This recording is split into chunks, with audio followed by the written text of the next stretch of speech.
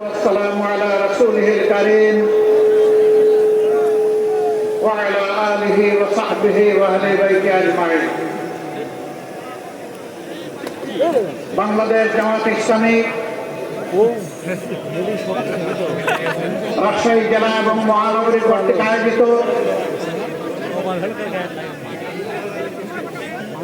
আজকের এই বিশাল কর্মী সম্মেলনের সম্মানিত সভাপতি বাংলাদেশ জামাত ইসলামী রাজশাহী মহানগরী শাখার সম্মানিত আমির, কেন্দ্রীয় কর্ম পরিষদের অন্যতম সদস্য, বিশিষ্ট শিক্ষাবিদ ডক্টর মৌলানা কেরামত আলী, বিশেষ অতিথি উত্তর জনপদের মাটি এবং মানুষের প্রিয় নেতা, বিশিষ্ট শিক্ষাবিদ, সাবেক সংসদ সদস্য, বাংলাদেশ জামাত ইসলামীর সম্মানিত নায়েবে আমির, মঞ্চে বসা কেন্দ্রীয় নেতৃবৃন্দ, বিভিন্ন বন্ধু সংগঠনের নেতৃবৃন্দ, আঞ্চলিক এবং স্থানীয় নেতৃবৃন্দ, শহীদ পরিবার সমূহের পরম শ্রদ্ধেয় গর্বিত সদস্যবৃন্দ, আমার সামনে উপস্থিত প্রিয় সহকর্মীবৃন্দ, সাংবাদিক ভাই এবং বন্ধুগণ, আল্লাহ সুবহানাহু ওয়া তাআলার শুকরিয়া আদায় করছি। দীর্ঘ 15.5 বছর যেই জাতির উপর একটি জগদ্দল পাথর, ফ্যাসিবাদের পাথর চেপে বসেছিল, মহান রব্বুল আলামিন গেল বছরের 5ই আগস্ট তাদের জুলুমের কবল থেকে এই জাতিকে মুক্তি দান করেছেন। আমরা মহান মাহবুবের এই জাতির প্রতি এই মেহেরবানির জন্য হৃদয় নিংড়ানো শুকরিয়া আদায় করছি। আলহামদুলিল্লাহ। প্রিয় সম্মানিত সহকর্মীবৃন্দ, মহান আল্লাহ রাব্বুল আলামিন মেহেরবানি করে আমাদেরকে এই বাংলাদেশে পয়দা করেছেন। এই বাংলাদেশ দল, ধর্ম, গোষ্ঠী নির্বিশেষে এটি আমাদের সকলের বাংলাদেশ। আল্লাহ রাব্বুল আলামিন জানা অজানা অসংখ্য সৃষ্টি মানব জাতির কল্যাণের জন্য পয়দা করেছেন, আর মানুষকে পয়দা করেছেন তার নির্ভেজাল গোলামের জন্য। মানুষকে পয়দা করেছেন আল্লাহ তাআলার প্রতিনিধিত্ব করার জন্য। গোলামি সকল জাতি করে, কিন্তু প্রতিনিধিত্বের জন্য মানুষ ছাড়া অন্য কাউকে আল্লাহ তাআলা নির্বাচন করেননি। এটি মহান রবের পক্ষ থেকে মানব জাতির প্রতি এক বিরল উপহার, এক সম্মান, যেই সম্মান আল্লাহর অন্য কোন সৃষ্টির কপালে জুটেনি। এই মানব জাতি শুধু মানুষের কল্যাণের জন্য নয়, এই মানব জাতিকে আল্লাহ তাআলা সমস্ত সৃষ্টির কল্যাণে পয়দা করেছেন, সমস্ত সৃষ্টির শৃঙ্খলা বিধানের দায়িত্ব দিয়েছেন। এই জন্য প্রিয় নবী মুহাম্মদুর রাসূলুল্লাহ সাল্লাল্লাহু আলাইহি সাল্লাম রব্বুল আলামিনের পক্ষ থেকে রাহমাতুল লিল আলামিন, আল্লাহ স্বয়ং রব্বুল আলামিন আর তার প্রিয় নবীকে করেছেন সমস্ত সৃষ্টির জন্য রহমত। আল্লাহু আকবার। আমরা সেই নবীর উম্মত। এ আমাদের পরম সৌভাগ্য।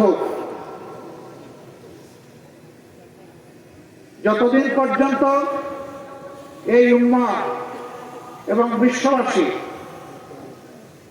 আল্লাহর আইন এবং রাসূল করিম সাল্লাল্লাহু আলাইহি সাল্লামের নেতৃত্বকে অনুসরণ করেছে, দুনিয়ার মানুষ সুখ, শান্তি, সম্মান, সমৃদ্ধি, এবং সৌন্দর্যকে উপভোগ করেছে। যখনই আল্লাহর হুকুম থেকে মানুষ দূরে সরে গিয়েছে, রাসূল করিম সাল্লাল্লাহু আলাইহি সাল্লামের পথ ছেড়ে দিয়ে মানুষের মন গড়া পথ ধরেছে, সেই সমাজ এবং সেই জাতির কপালে অপমান, অপদস্থতা, লাঞ্ছনা এবং নির্যাতন নেমে এসেছে। বাংলাদেশ 91% মুসলমান অধ্যুষিত দেশ। এর মানে এই নয় যে মুসলমানরা ছাড়া কেউ দেশে আর শান্তিতে বসবাস করতে পারবে না। মুসলমানরা ছাড়া কেউ এই দেশে সম্মানের সাথে থাকতে পারবে না। মুসলমান ছাড়া কেউ এই দেশে তাদের নাগরিক অধিকার ভোগ করতে পারবে না। বরঞ্চ ইসলাম সমস্ত মানবতার জন্য সব অধিকারের একমাত্র গ্যারান্টি। এটি আমার কথা নয়, এটি স্বয়ং আল্লাহ রাব্বুল আলামিনের কথা। আল্লাহ তাআলা কালামে হাকিমের শেষ যে আয়াতটি নাযিল করেছেন মেহেরবানি করে, মিনার ময়দানে রাসূল করিম সাল্লাল্লাহু আলাইহি ওয়াসাল্লামের জীবনের শেষ যে আইয়ামে তাশরিকের সময়ে সেই আয়াত দ্বারা আল্লাহ তাআলা বিশ্ববাসীকে এই নিয়ামতের কথা স্মরণ করিয়ে দিয়েছে। সূরা মায়েদার ৩য় আয়াত, একটি লম্বা আয়াত। এই আয়াতের অংশ বিশেষ আল্লাহ তাআলা স্পষ্ট করে বলেছেন, আল-ইয়াওমা আকমালতু লাকুম দীনাকুম ওয়া আতমামতু আলাইকুম নি'মাতি ওয়া রাদিতু লাকুমুল ইসলাম দীনা। আজ আমি তোমাদের জন্য আমার দিনকে পূর্ণ করলাম, কামেল করে দিলাম। ওয়া আতমামতু আলাইকুম নি'মাতি, আর আমার পক্ষ থেকে তোমাদের জন্য যত নিয়ামত, সব কিছুর ভান্ডার এই দিন, এই ইসলাম, এই কোরআনকে বাড়াই দিল। ওয়া রাদিতু লাকুমুল ইসলাম দীনা, আল্লাহ সন্তুষ্ট চিত্তে চয়ন করে নিয়েছেন, নির্বাচিত করেছেন তোমাদের জীবনযাপনের ব্যবস্থা হিসাবে একমাত্র ইসলাম। অন্য আয়াতে আল্লাহ তাআলা বলেছেন, ইন্নাদ দীনা ইনদাল্লাহিল ইসলাম, আল্লাহ তাআলার কাছে গ্রহণযোগ্য জীবন ব্যবস্থা হচ্ছে ইসলাম। বর্তমানে দুনিয়ায় বিভিন্ন ধরনের মতবাদ চালু আছে, কোথাও সমাজতন্ত্র, কোথাও ধর্ম নিরপেক্ষতা, কোথাও পুঁজিবাদ, কোথাও আবার আছে ফেসিবাদ। এগুলা সব মানুষের গড়া। আমরা এখানে যারা বসে আছি, আসমানের নিচে জমিনের উপরে যারা বসবাস করে, শুধু মানুষ নয়, সমস্ত সৃষ্টি, তাদেরকে কে সৃষ্টি করেছে? কে করেছেন? আল্লাহ। তার সৃষ্টিতে তার সাথে আর কেউ শরীক আছে? তাওহীদের মালিক আল্লাহ, আল্লাহ রাব্বুল আলামিন একাই সৃষ্টি করেছে। তো যিনি সমস্ত বিচিত্র প্রাণী এবং উদ্ভিদ জগৎ, জীবিত এবং মৃত সব কিছুকে সৃষ্টি করেছেন, তার চাইতে আমাদের প্রয়োজন কেউ কি বেশি জানে? নিশ্চয়ই জানে। যিনি মহব্বত করে পয়দা করেছেন, তার চাইতে আমাদের বড় শুভাকাঙ্ক্ষী কেউ হতে পারে না? অবশ্যই পারে। আল্লাহ তাআলা তার সকল জাত এবং সিফাতে সব কিছুর ঊর্ধ্বে একক, তার কোনো সমকক্ষ নেই। সূরা ইখলাসে বারবার আমরা সেই কথাটাই পড়ি।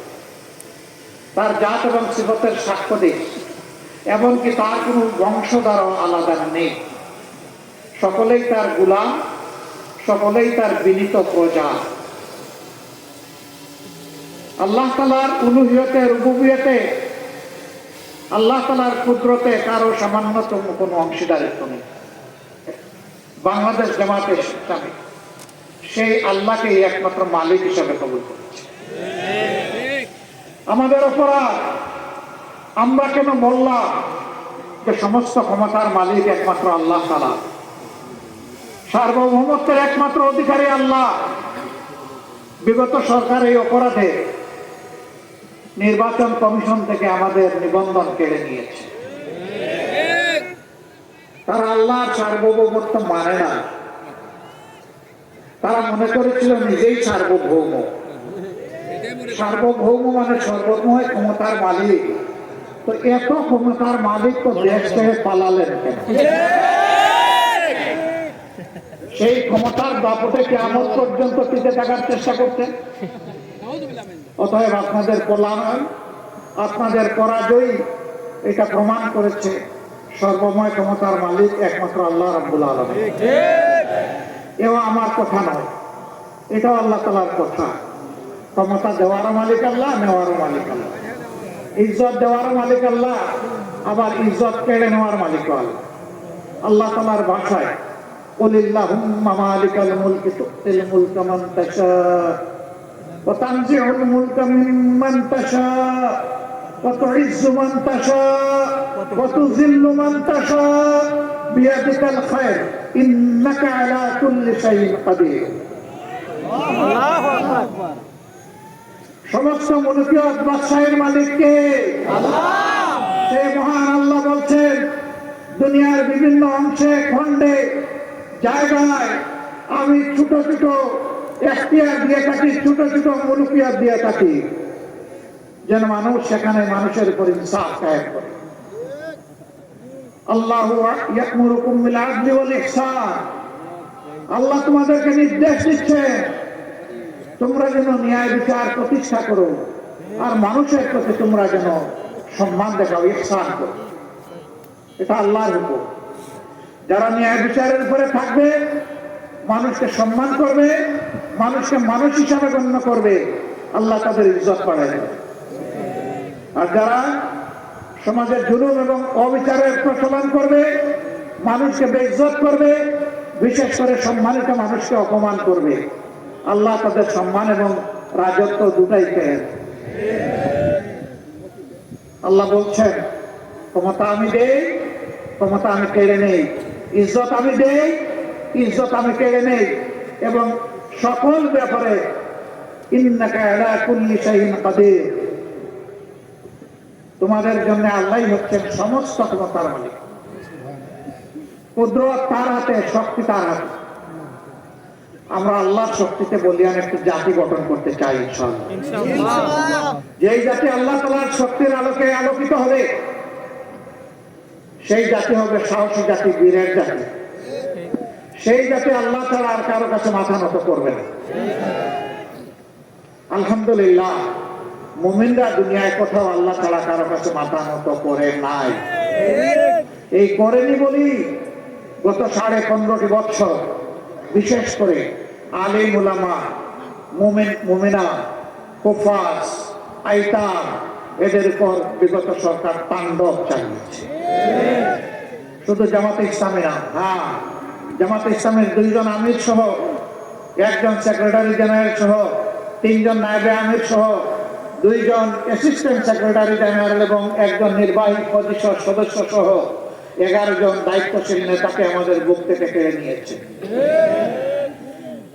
অন্যায়ের প্রতিবাদ যারা করেছে, শত শত আমাদের সহকর্মীকে তারা খুন করেছে, অসংখ্য ভাই বোনকে গুম করেছে, পঙ্গু করেছে, আহত করেছে, তাদের চাকরি কেড়ে নিয়েছে, ভিটামাটি থেকে উচ্ছেদ করেছে, তাদের ব্যবসা তছনছ করে দিয়েছে, কাউকে দেশেও থাকতে দেয়নি। হাজার মামলায় লাখো সহকর্মী ভাই বোনদেরকে দফায় দফায় জেলে দিয়েছে। আমি একটু দেখতে চাই আজকে এখানে যারা হাজির, যারা কমপক্ষে একবার স্বৈরাচারিণী হাসিনার সময় জেলে গিয়েছেন, তারা একটু হাত তুলে। যারা কমপক্ষে একবার জেলে গিয়েছেন তারা হাত তুলে। বিপুল সংখ্যক বাচ্চারা, এবং আমি বিশ্বাস করি এখানে যারা বসে আছেন তাদের সকলেই জেলে গিয়েছে। তারা কি চুরি করেছেন, রাহাজারি করেছেন, মানুষ খুন করেছেন, গুপ্ত হত্যা করেছেন, গুম করেছেন, নারীর শ্লীলতা হানি করেছেন? কিছুই করেন। তাদের অপরাধ তাহলে কি ছিল? ওমা হাকামু মিনহুম ইল্লা আইয়ুমিনু বিল্লাহিল আজিজিল হামিদ।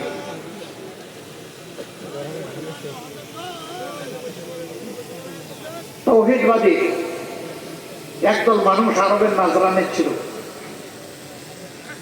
মুশরিকরা তাদেরকে আগুনে গর্তে নিক্ষেপ করে হত্যা করেছিল। যাদেরকে হত্যা করেছিল তাদেরকে বলা হয় আসহাবুল উখদুদ। আল্লাহ তাআলা সেই গর্তগুলো আমার দেখার সুযোগ করে দিয়েছিলেন। 1000 বছর আগের স্মৃতি এখনো সেই এলাকা বহন করে চলছে। সেখানে গিয়ে দেখলাম যাদেরকে হত্যা করা ছিল পুড়িয়ে তাদের শরীরের হাড়গুলো এখনো বিভিন্ন অংশে ছড়াই আছে। আল্লাহ তাআলা তাদের ব্যাপারে এই আয়াতটি নাযিল করেছে।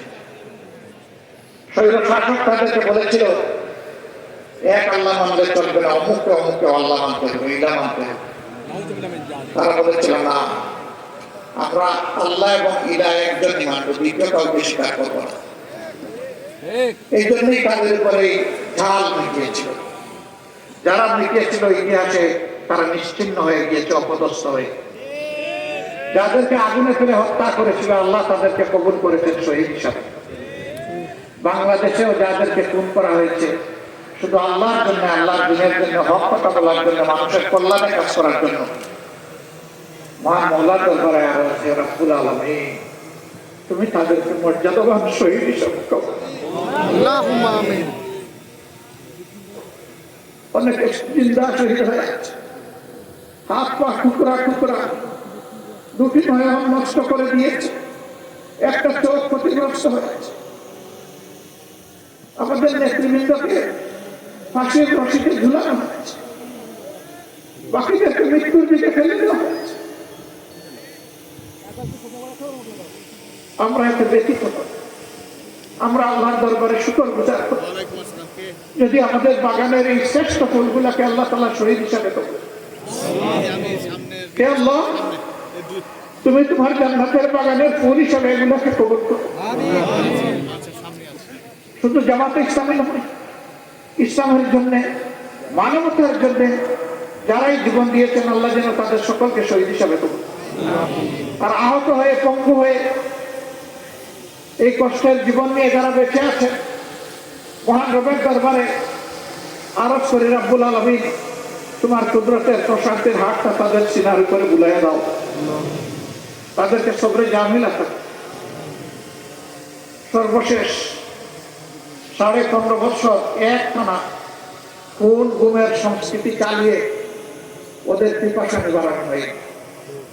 শেষ পর্যন্ত 24-এর 1 জুলাই থেকে 5 আগস্ট এই সময়টা সারা বাংলাদেশে এরা মহাতাণ্ডব চালিয়েছে। কি বলেছিল আমাদের কলিজার টুকরা সন্তানেরা? কি এমন ছিল তাদের দাবি?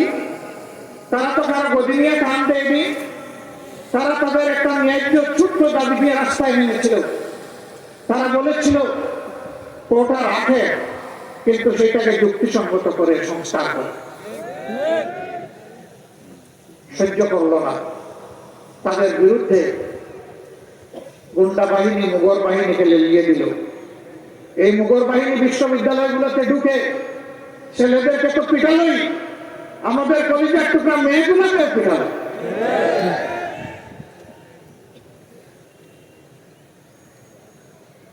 সম্মানিত ভাইয়েরা, এরপরেও শেষ নাই, তারপরে ফায়ার ওপেন করলো।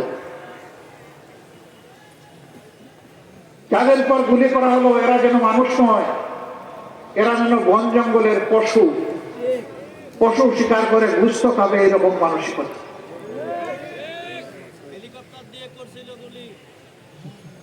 কতজন আদম সন্তানকে দুনিয়া থেকে বিদায় করা হয়েছে সঠিক হিসাব দুনিয়া কেউ দিতে পারবে না। আমরা যেখানেই একজন শহীদের খবর পেয়েছি চেষ্টা করেছি তাদের প্রিয় পরিবারের কাছে ছুটে যেতে, সান্ত্বনা দিতে, দুঃখের অংশীদার হতে, তাদের কাছ থেকে দোয়া চাইতে। কারণ তারা পরম সৌভাগ্যবান, জাতিকে মুক্তির সংগ্রামে তার সন্তান, তার ছেলে, তার ভাই, তার স্বামী, তার পিতা নেতৃত্ব দিয়ে দুনিয়া থেকে বিদায় নিয়েছেন। তারা আমাদের কাছে জাতীয় সম্পদ, পরম সম্মানের পাত্র। কিন্তু আমরা সবার কাছে যেতে পারিনি, কারণ সবার খোঁজ আমরা পাইনি।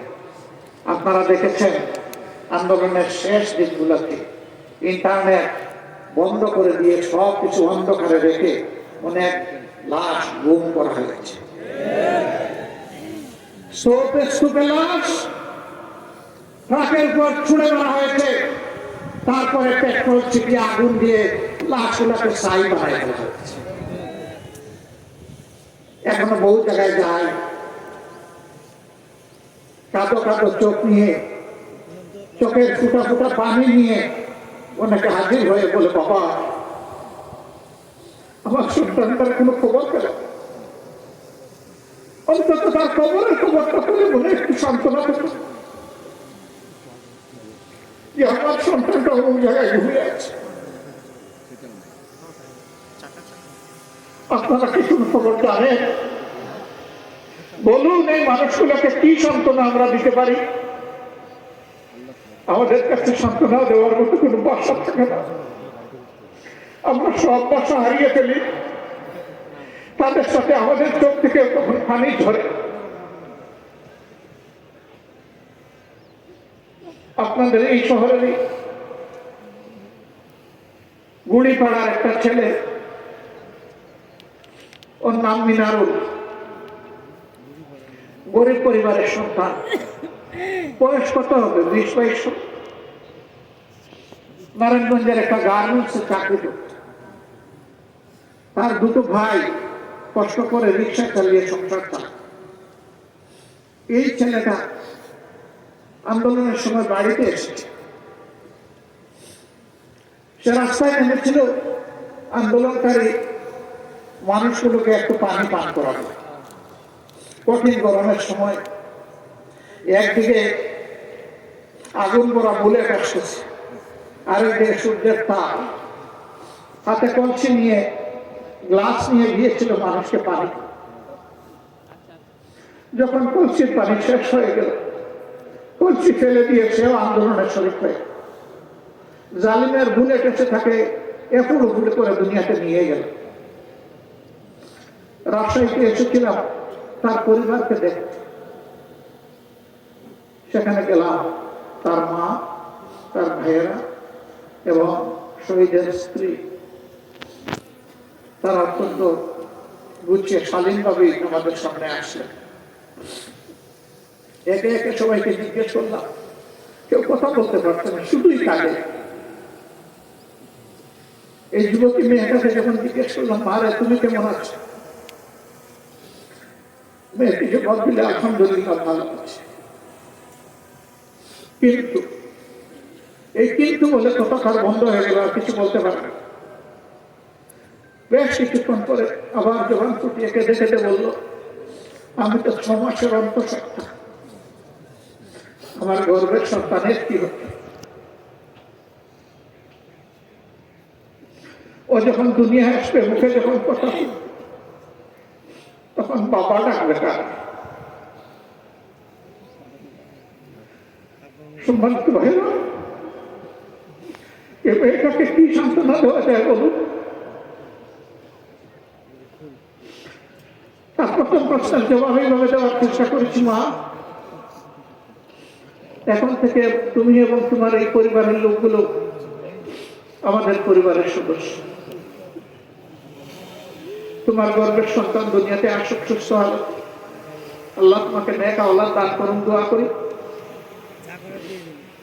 এরপরে এই সন্তানকে আল্লাহ তাইয়্যিব হায়াত দিন, সেটাও দোয়া করি। ও যতদিন বড় না হবে, উপার্জন করার উপযুক্ত না হবে, মানুষের মতো মানুষ না হবে, ততদিন পর্যন্ত আমাদের সন্তান সন্ততি, আমাদের নাতি নাতনিরা যেভাবে বেড়ে উঠবে, যেভাবে শিক্ষা পাবে, যেভাবে খাবে, যেভাবে পড়বে, ইনশাআল্লাহ তোমরাও সেভাবে থাকবে। আমাদের কোনো শক্তি নাই, আমরা আল্লাহ তাআলার উপর মুতাওয়াক্কিল হয়ে এই দায়িত্ব নিয়েছিলাম। আলহামদুলিল্লাহ, এই মেয়েকে গর্ভ থেকে আল্লাহ তাআলা তাকে একটা সন্তান দুনিয়ায় দান করেছে। দোয়া করি আল্লাহ তাআলা তাকে তাইয়্যিব হায়াত দান, বাপের মতো সে দিনের মুজাহিদ হোক।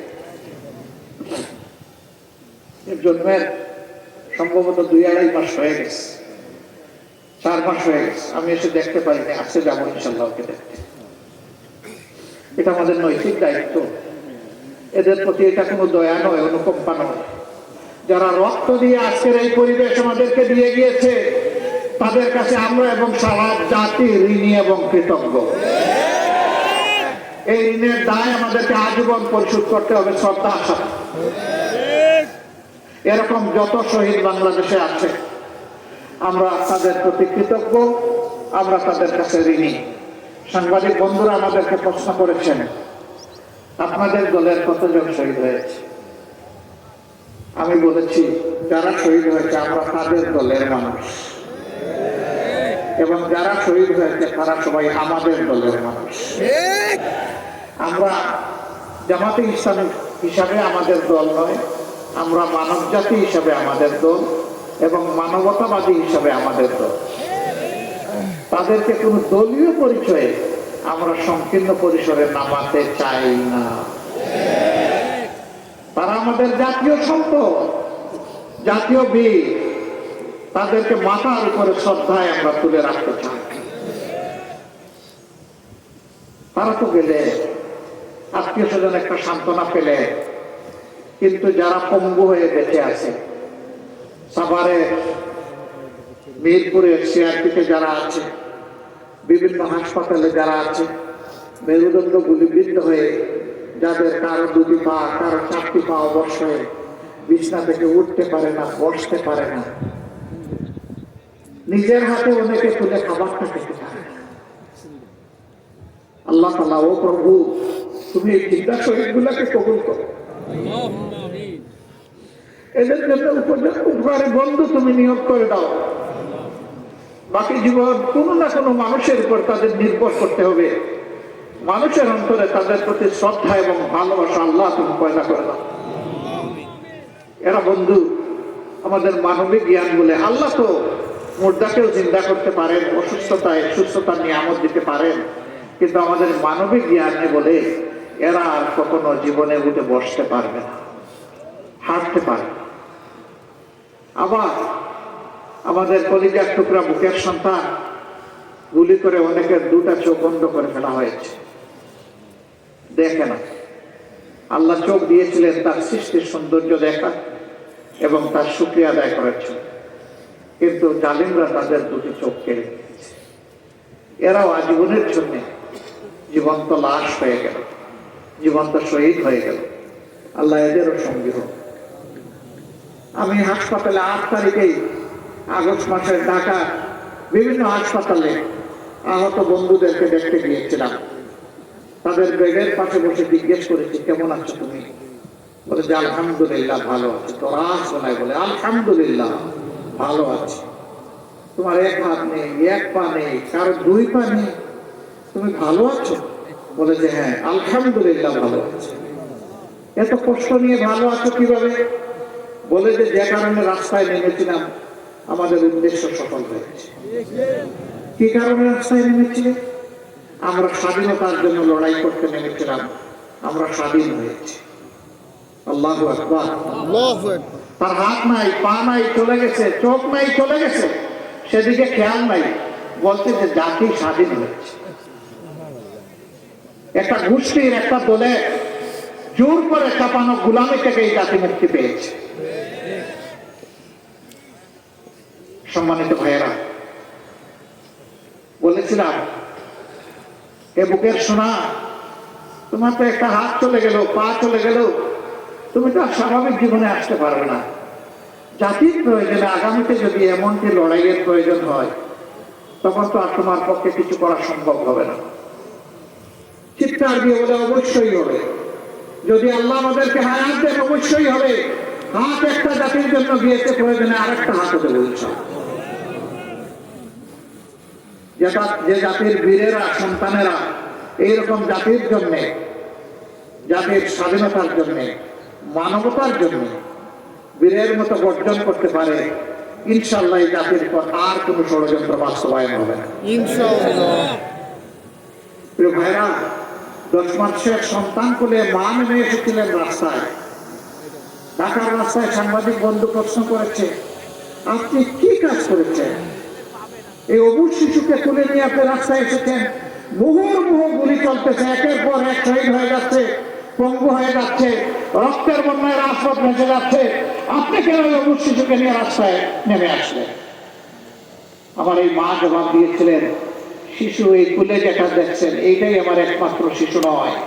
আজকে বাংলাদেশের রাস্তায় 56,000 বর্গ মাইলে যতগুলা যুবক যুবতী নেমে এসেছে সবগুলো আমার শিশু, আমার সন্তান। আমি ওই সন্তানদের সাথে সংহতি একাত্মতা প্রকাশ করার জন্য রাস্তায় এসেছি। আল্লাহু আকবার। 7-8 বছরের একটা ছেলে হাতের মধ্যে ইটের টুকরা নিয়ে পুলিশের দিকে তেড়ে যাচ্ছে। যুবকরা তাকে থামানোর চেষ্টা করছে। এই তুমি কি করছো? কি করছো? তুমি চুপ মানুষ, এগুলির সামনে তুমি এইভাবে আসছো কেন? আন্দোলন করতে আসছে। কেন আন্দোলন করো?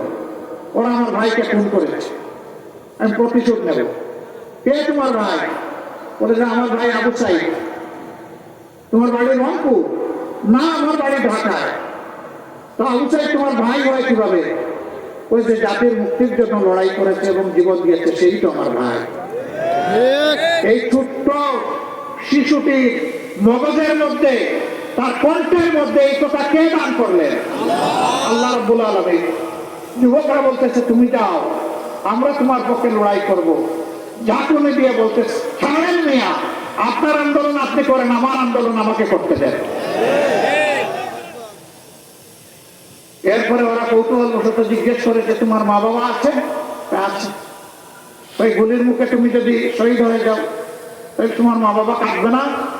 না, আজকে ঘর থেকে বের হওয়ার সময় মা বাবাকে চুমু দিয়ে বলেছি আমি যদি শহীদ হয়ে যাই আমার জন্য তোমরা দুঃখ করো না, আমার জন্য তোমরা কেঁদো না। আল্লাহু আকবার। আল্লাহ তাআলার কাছে আরজ করে রব্বুল ইজ্জত এই জাতির মায়েদের গর্ভে এই ধরনের বেশি বেশি করে বীর সন্তান জন্ম, এরা যেন জাতির পাহারাদার হতে। সম্মানিত ভাইয়েরা, এই দেশে অনেকে শাসন করেছেন, আগামীতে হয়তো আল্লাহ যাদেরকে পছন্দ করবেন তারা এই জাতির খেদমতের দায়িত্ব পালন করবেন। আমাদের সন্তানেরা এত এত রক্ত কেন দিল, জীবন কেন দিল, পঙ্গু কেন হলো? তারা চেয়েছে সমাজ থেকে সব ধরনের দুঃশাসন এবং দুর্নীতির কবর রচনা হোক। 5 তারিখের পরে রাজশাহী, যেটাকে এডুকেশন ভিলেজ বলা হয়, শিক্ষার গ্রাম, অসংখ্য শিক্ষা প্রতিষ্ঠান আলহামদুলিল্লাহ এখানে আছে। এটা আল্লাহর এক নিয়ামত। আমি আশা করি 5 তারিখের পরে রাজশাহীতে কোনো চাঁদাবাজি হয় না। রাজশাহীতে কোনো চাঁদাবাজি হয় না। এখানকার মানুষ ভদ্র, এখানকার মানুষ বিনয়ী, এখানকার মানুষ সৎ। কেউ চাঁদাবাজি এখানে করে না, ঠিক না? এখানেও চাঁদাবাজি হয়, এখানেও ফুটপাত দখল হয়, হাট বাজার, বালুমহাল, জলমহাল, বিভিন্ন যানবাহনের স্ট্যান্ড, সবগুলাতে দখলদারি হয়। তাহলে আমাদের এই শহীদদের রক্তের প্রতি এইটাকে ভালোবাসা, এটাকে সম্মান? এই কাজ যারা করেন বিনয়ের সাথে তাদেরকে অনুরোধ করে এই কাজটা ছেড়ে দেন, মেহরবানি করে এই কাজটা করবেন না। আমাদের শহীদদের আত্মা কষ্ট পাবে, মানবতা অপমানিত হবে, লাঞ্ছিত হবে। বন্ধু, এই কাজটা ছেড়ে দেন ভাই, আল্লাহর রাস্তায় এই কাজগুলো ছেড়ে দেন, এই কাজ আর করবেন না। অফিস আদালতে যারা ঘুষ বাণিজ্য করে, আবার মামলা বাণিজ্য অনেকে করে, তাদের প্রতি আমাদের আন্তরিক অনুরোধ, ভাই এই কাজগুলো করিয়েন না। আমাদের শহীদের আত্মা কষ্ট পাবে। আর আমাদের জীবন্ত সন্তানেরা যারা শহীদ হওয়ার নিয়ত করে ঘর থেকে বের হয়ে রাস্তায় সেদিন লাখো লাখো সন্তান, কোটি কোটি সন্তান নেমেছিল, তারা অন্তরে বড় কষ্ট পাবে। তাদেরকে কষ্ট দেবেন না মেহেরবানি। তবে যদি আমাদের এই বিনয়ী অনুরোধ কেউ না মানে, তাহলে তাদের জেনে রাখা উচিত যুদ্ধ আমাদের শেষ হয়। আমাদের সন্তানেরা স্লোগান দিচ্ছে এখনো, আবু সাইদ মুক্ত, শেষ হয়নি যুদ্ধ। যুদ্ধ আপনারা আমার সাথে বলবেন, আবু সাইদ মুক্ত, শেষ হয়নি যুদ্ধ। লড়াই চলবে ইনশাআল্লাহ। ততক্ষণ যতক্ষণ না ইনসাফ এই জমিনে কায়েম। আর ইনসাফ কায়েমের গ্যারান্টি একমাত্র আল কোরআন দিতে পারে, আর কিছুই দিতে পারে। এই কোরআনের শাসন সকল ধর্মের, সকল দলের, সকল বর্ণের মানুষের জন্য একমাত্র ইজ্জতের গ্যারান্টি। এই কোরআনের শাসন কায়েমের মধ্য দিয়ে একটা মানবিক বাংলাদেশ আমরা করতে চাই, দুর্নীতি এবং দুঃশাসন মুক্ত বাংলাদেশ করতে চাই। ইনশাআল্লাহ। অন্য ধর্মের ভাইদেরকে আমরা আমাদের ভাই হিসাবে দেখি, কারণ একই আদম এবং একই হাওয়া আলাইহিস সালামের আমরা বংশধর। শয়তান আমাদেরকে ধোঁকা দেয়, অনেকেই ধোঁকা দেয়। শয়তানের ষড়যন্ত্রে পড়ে অনেকে তার প্রভুকে ভুলে যায়। আমাদের রূট, আমাদের উৎস, আমাদের মূল একটা। আমরা মানুষকে ঘৃণা করি না, হিংসা করি না। আমরা মানুষকে মানুষ হিসাবে সম্মান করি। মানুষের দুঃখে কষ্টে চেষ্টা করি সাড়া দেওয়ার, এটাও চেষ্টা করি সবার আগে সাড়া দেওয়ার। কেন? কারণ আল্লাহ হাবিব বলেছেন, খায়রুন নাস ইয়ানফাউন নাস, মানুষের মধ্যে তারাই উত্তম যারা মানুষের কল্যাণে সবসময় ব্যস্ত থাকে। আল্লাহ যেন এই তৌফিক আজীবন কিয়ামত পর্যন্ত আমাদেরকে দান। সম্মানিত ভাইয়েরা, সেই স্বাধীনের সেই কল্যাণ রাষ্ট্র বৈষম্যহীন, দুর্নীতিমুক্ত, চাঁদাবাজ মুক্ত, ঘুষ মুক্ত একটি ন্যায় ইনসাফের বাংলাদেশ গড়েই আমরা মানবিক বাংলাদেশ করতে চাই। এই বাংলাদেশ আপনারা চান, সহকর্মীরা চান, তাহলে আমাদের লড়াই চালিয়ে যেতে হবে। ইনশাআল্লাহ অনেক করেছি, ইনশাআল্লাহ আল্লাহ তৌফিক দিলে এই জাতির জন্য আরো ত্যাগ স্বীকার করব। ইনশাআল্লাহ আমরা এক মুহূর্তের জন্য বিশ্রাম নেব না। ইনশাআল্লাহ বিশ্রাম নেওয়ার কোনো সময় আমাদের নেই। এই জীবন খুব ছোট, কাজ অনেক বড়। সেই কাজগুলো যেন সমাধা করতে পারি, আল্লাহ যেন তৌফিক দান করেন। আল্লাহ তাআলা বাংলাদেশ থেকে সকল প্রকার অন্যায়, অবিচার, দুর্নীতি, দুঃশাসনের বিলোপ সাধন করে তার কোরআনী আইন এই দেশে আমাদেরকে দান করুন। আর সেই আইনে এক একজন কর্মী হিসাবে আল্লাহ তাআলা আমাদেরকে তৌফিক দিন এবং কবুল করুন। আপনারা যারা এসেছেন আমাদের কথা শুনতে, নিশ্চয়ই ভালোবাসা নিয়ে এসেছেন। এই ভালোবাসা কার জন্য? আবার বলুন, কার জন্য এই ভালোবাসা? একমাত্র আল্লাহ তাআলার জন্য। আল্লাহ তাআলার দরবারে আরো যে, প্রভু আমাদের এই ভালোবাসাকে কবুল করো, আর এই ভালোবাসাকে তুমি জান্নাত পর্যন্ত পৌঁছে দিও। সবাইকে ধন্যবাদ। আসসালামু আলাইকুম ওয়া রাহমাতুল্লাহ। আল্লাহ হাফেজ। বাংলাদেশ জিন্দাবাদ। বাংলাদেশ জামাত ইসলামী জিন্দাবাদ।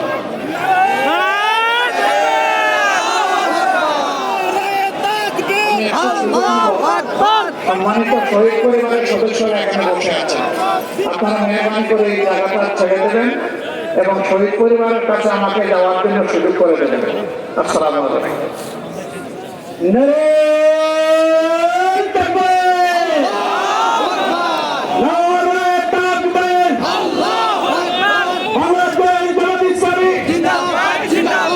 সংগ্রামী কর্মী ভাইরা,